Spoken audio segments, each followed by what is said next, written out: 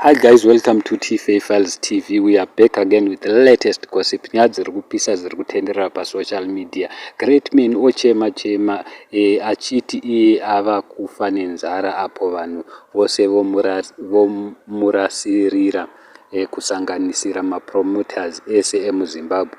Ari kudedza kuti nzara yandishura, mapromoters achadi kundipromota nevanhu vachadi kundisapota, of which ndo zvataurwawo nevazukuru vambuya nehanda. Munongovaziva kuti vanotaurisa aripo auya akati nyaya iripo Greatman anongoda help kubva kune vanhu vane tsiye nyoro. Kuimba hake anoimba.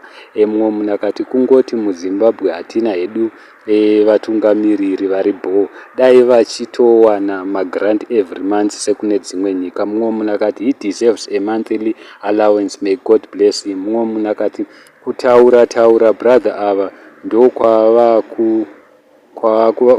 kuvakovadzisa nenzara pfuma kupusa. Mumwe munhu akati zvakaoma, dai mukadzi wake ashanda. Mumwe munhu akati we need to humble ourselves, that's all. Mumwe munhu akati Greatman zvakare. Mumwe munhu akati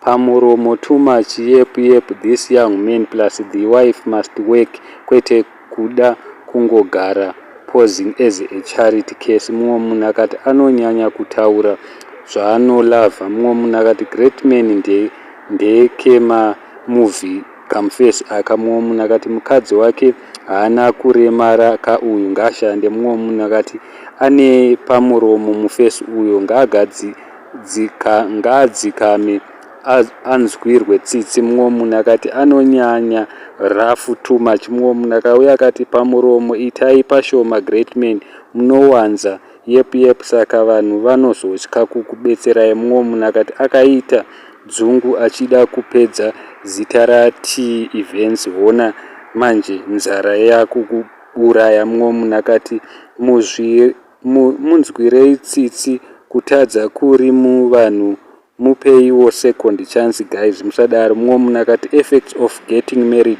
Mumwe munhu akati ngasawanze simba pamuromo sepinjisi, he must be humble first ozouya kuvanhu. Mumwe munhu akati Greatman chipo chekuimba haana, akangowana mari ezvinezvi ngaazame kutenga bhero oita something kana kuti ohodya zvimwe zvinhu. Saka handizii guys kuti munoti kudi. Vanhu vari kudedzera kuti Greatman taurisa too much. Thank you so much, don't forget to subscribe.